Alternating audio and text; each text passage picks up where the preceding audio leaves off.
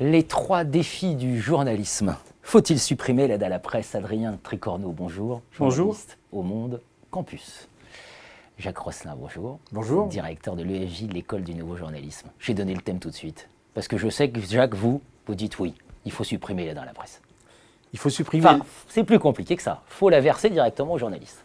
Oui, l'aide à la presse, aujourd'hui, doit être visitée. D'ailleurs, un ancien président, Sarkozy en l'occurrence, avait mis les aides à la presse sur la table. Il y avait eu les grands états généraux pour dire, mais alors finalement, qu'est-ce qu'on fait? Est-ce qu'il faut toujours aider la presse? Et comment il faut que le public, l'argent public, aide la presse? Et donc il y avait eu des débats qui d'ailleurs, de mémoire, n'ont pas mené à grand-chose. Et aujourd'hui, en fait, depuis une bonne dizaine d'années, les médias ont totalement changé, les modes de consommation des médias ont totalement changé, avec le smartphone, avec les écrans. Et donc on peut se poser raisonnablement la question de savoir, est-ce que les aides à la presse, ou plutôt les aides à l'information d'ailleurs, est-ce que les aides à une bonne information, une information de qualité, ne devraient pas être totalement revisitées vu la façon dont les choses se passent? Alors moi j'ai une proposition évidemment qui est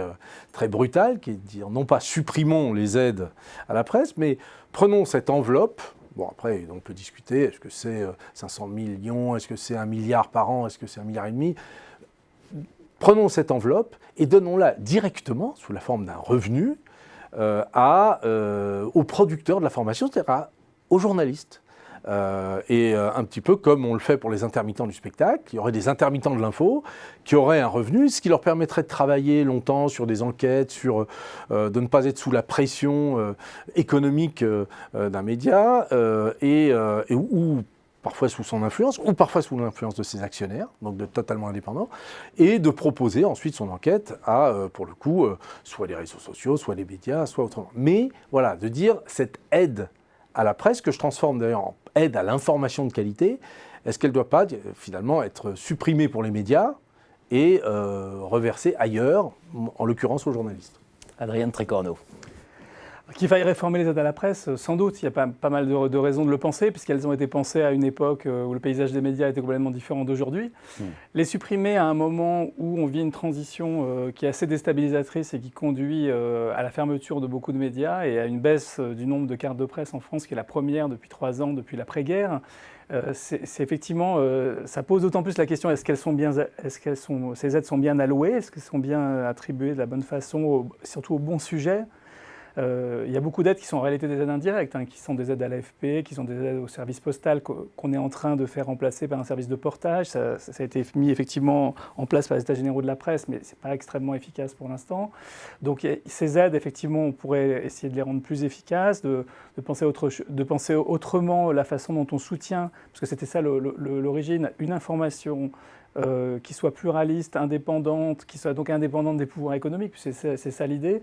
C'est effectivement pas en continuant des mécanismes d'un ancien paysage de la presse, alors qu'il évolue, qu'on peut peut-être y parvenir le mieux. Par contre, les supprimer radicalement, entièrement, c'est passer par perte et profit le fait qu'un grand nombre de quotidiens d'information générale, que ce soit en presse nationale ou en presse régionale, sont soit déficitaires aujourd'hui, soit tout juste à l'équilibre.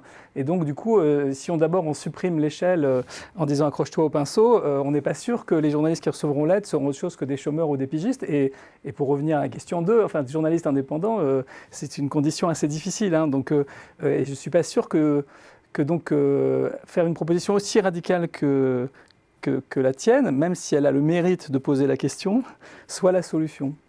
Mais est-ce que c'est mieux de continuer finalement à financer des modèles économiques qui ne fonctionnent visiblement plus ou qui fonctionnent très difficilement? Je prends la presse quotidienne régionale qui a très très grande difficulté depuis des années, en monopole parfois dans les régions, en monopole d'information, dont l'information est parfois, cette voie unique en région est parfois un peu contestée. Donc est-ce qu'il faut continuer finalement à verser cette rente? parce que c'est pas autre chose, et plutôt que de dire non, finalement, il y a peut-être une nouvelle économie à trouver.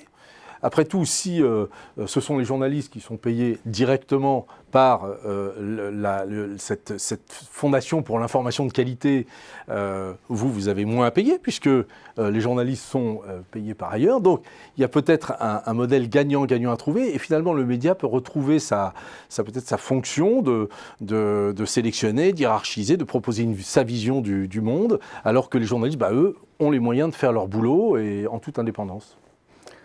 Moi, je suis assez d'accord pour la réinventer. Maintenant, s'il faut fermer d'abord tous les quotidiens régionaux qui existent encore et qui tentent encore de faire un maillage sur le territoire de l'information locale du jour au lendemain, ça me paraît dangereux. Ce qui est dommage, c'est qu'effectivement, il y a 10 ans, au moment des États généraux de la presse et avant la crise, on a essayé de réinventer les aides à la presse et qu'on ne l'a pas assez fait. Et notamment, on a essayé de les réinventer pour que les journaux, justement, s'adaptent à la nouvelle donne, et notamment du numérique, etc. Et que malgré tout, on n'a pas encore trouvé de modèle économique très convaincant dans ce domaine et que donc finalement on continue effectivement dans des voies qui ne sont pas satisfaisantes. Mais aujourd'hui, tout retirer, c'est quasiment certainement retirer des acteurs importants du débat démocratique en région et au niveau national, quoi. À l'heure des fake news, en tout cas des débats à ouvrir et à poursuivre. Merci de votre venue. Merci Jean-Philippe.